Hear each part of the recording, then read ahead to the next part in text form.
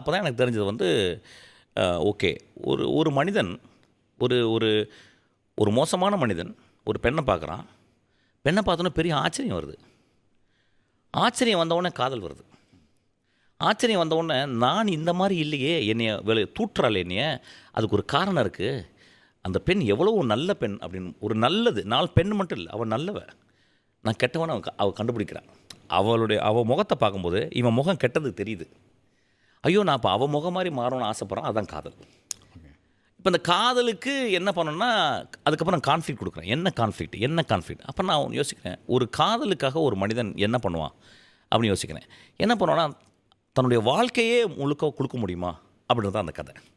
ஆனால் அந்த சைடு பெண் பார்வையில் வந்து பார்த்தீங்கன்னா, அவள் வந்து ஒரு அம்மா இல்லாத ஒரு குழந்தையா, அப்பா தான் வாழ்க்கை, அப்பா தான் ஆம்பளன் வாழ்ந்துக்கு இருக்க ஒரு பெண்ணுக்கு வந்து, இல்லைம்மா உலகத்தில் வேற ஒரு ஆணோட நீ போகணும், நீ ஒரு குழந்தைகளை பெற்று இன்னும் வேறு ஆண்களையும் வேறு பெண்களையும் நீ பெற்றெடுக்கணும், அது ஒரு ப்ராசஸ். அதுக்கு நீ இவர்கிட்ட மட்டும் இருந்தால் போதும். ஒரு எலக்ட்ரா காம்ப்ளெக்ஸ்லேயே இருந்துக்கிட்டு இருக்கான். அவள் அதுலேருந்து எப்படி வருவான்? ரைட். ஒரு அண்ணாச்சின்ற ஒரு ஒட்டுமொத்த எம்பாடிமெண்ட் ஆஃப் ஈவிலுக்குள்ளேயும் ஒரு பியூட்டிஃபுல்லான ஒரு வெள்ளை பகுதி இருக்குது. அதான் அவங்க பையன். ஒரு வீக்னஸ் இருக்குது. ஸோ இந்த 3 கேரக்டரை வச்சு, அப்பா ஒரு கேரக்டரை வச்சு நான் கதை பண்ணுறேன். ஸோ ஒரு மேலே இருக்க இந்த வீரம், இந்த காதலுக்குள்ளே இது வந்து இந்த இந்த இந்த